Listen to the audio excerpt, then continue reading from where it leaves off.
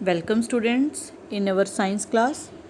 Today we will discuss about blood vessels, that is the part of circulatory system.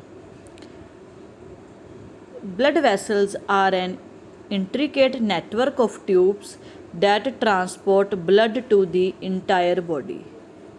Blood vessels हमारी body के अंदर smaller and thinner tubes होती हैं that transport blood to the entire body, जो पूरी body में blood को transport करती है.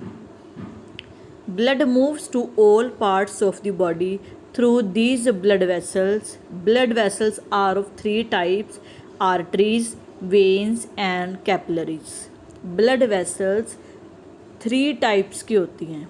जो हमारी बॉडी में ट्यूब्स हैं जो ब्लड को ट्रांसपोर्ट करने में हेल्प करती हैं, वो 3 टाइप्स की होती हैं: arteries, veins and capillaries.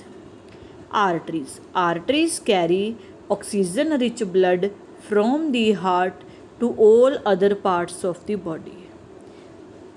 Students, हमारी बॉडी में 2 टाइप्स का ब्लड फ्लो करता है. One is oxygen rich blood and another is oxygen deficient blood.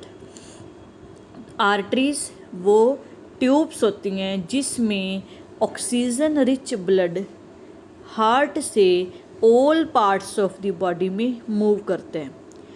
As blood flows through the arteries at a high pressure, they have thick elastic walls. The arteries branch out into smaller tubes known as capillaries when they enter the different organs of the body. Students, arteries थोड़ी सी thick and elastic walls होती है because arteries में oxygen rich blood move करता है और high pressure से move करता है.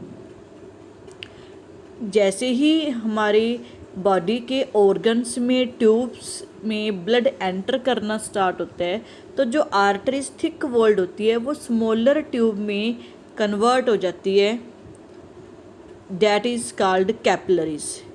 जैसे हमारी फिंगर एंड हमारी आर्म का जो साइज है डिफरेंट होता है, तो जो स्मॉलर पार्ट में जैसे ही ब्लड मूव करेगा वो कैपिलरीज के थ्रू करेगा. जो आर्टरीज है वो स्मॉलर ट्यूब्स में कन्वर्ट होती जाती है, डैट इज़ कॉल्ड कैपिलरीज.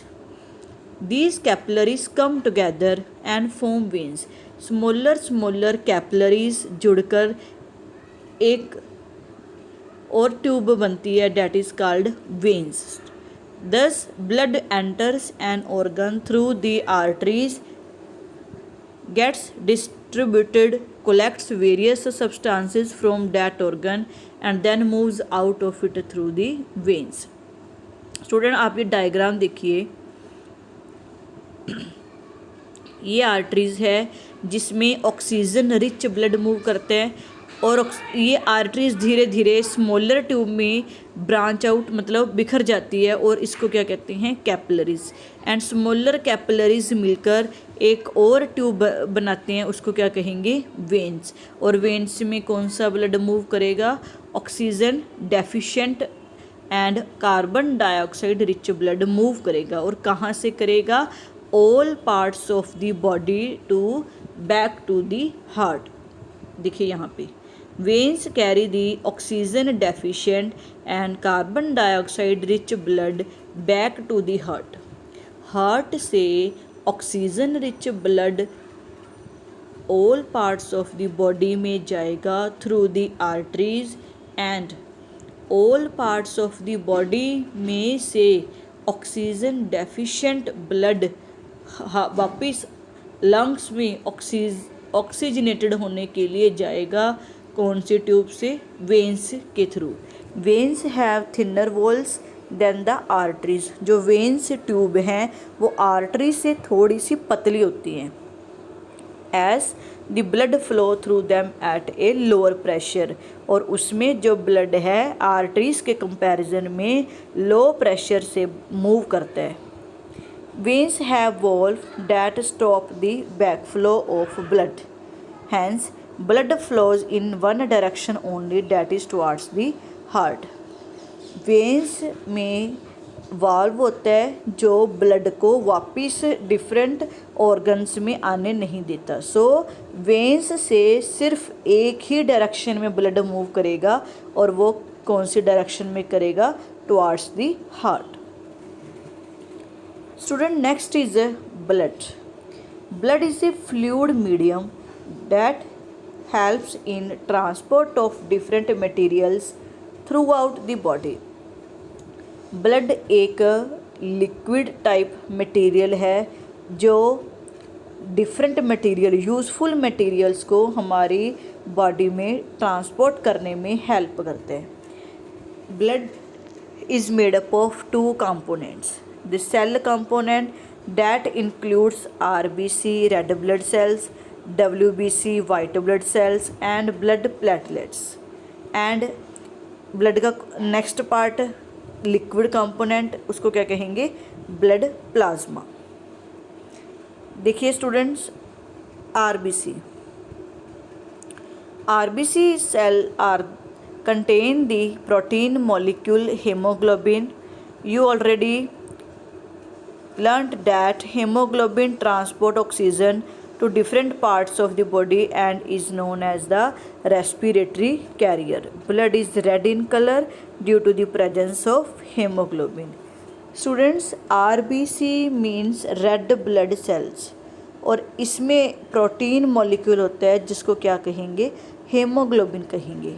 और हेमोग्लोबिन किस में हेल्प करता है? Transport oxygen to different parts of the body. That is why haemoglobin is known as the respiratory carrier. And blood का जो कलर है वो रेड भी हेमोग्लोबिन की वजह से ही होते हैं. Next is WBCS. WBCS means white blood cells and these are the defense forces of the body. White blood cells destroy harmful bacteria and dead cells. They protect our body against infections. Defense means students बचाव, रक्षक.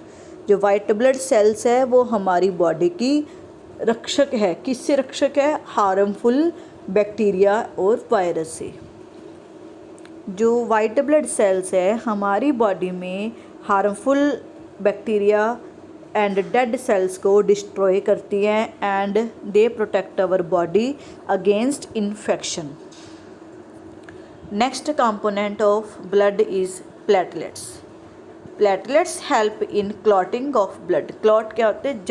जम जाना, किसी चीज़ का freeze हो जाना. They are there to prevent excessive loss of blood if any part of the body gets injured. Students, अगर किसी भी पर्सन को चोट लग जाती है तो उसके उस पार्ट से ब्लड निकलना स्टार्ट हो जाता है और आप क्या देखते हो? कुछ टाइम के बाद वो ब्लड फ्रीज हो जाता है, जम जाता है. तो वो क्यों जम जाता है? Due to the presence of platelets. Platelets blood को क्लोट कर देती है ताकि पर्सन को अगर इंजरी हो जाए तो उसकी बॉडी से फुल जो ब्लड है वो बाहर ना निकले. Next component of blood is blood plasma. It is a straw-colored liquid component of blood that normally holds the blood cells. It makes up about 50% of the body's total blood volume. Student, जो blood plasma है वो liquid component of blood होता है and normally ये all blood cells को hold करके रखता है, इसके कंट्रोल में होती है एंड ये हमारे टोटल ब्लड का 55% होता है. But next is functions of blood. The main function of the blood can be summarised as follow. Blood helps to distribute the digested food to all parts of the body. Circulation of blood resulting in its distribution in the body also helps to maintain the body temperature. blood cells, especially the WBCs, help fight infections. Clotting of blood is needed to prevent any excessive bleeding. Clotting of blood हमारी body से excessive bleeding को होने से रोकती है. Blood platelets help in clotting of blood. Blood transports oxygen from the lungs to the tissues. ये oxygen को transport करने में भी हेल्प करते हैं. And blood also transports carbon dioxide from the tissues to the lungs. ये हमारी tissue से लंग्स में दोबारा कार्बन डाइऑक्साइड को भी ट्रांसपोर्ट करने में हेल्प करते हैं. These were the functions of the blood. So read all this topic, and if you have any query then please comment me and like the video. Thank you.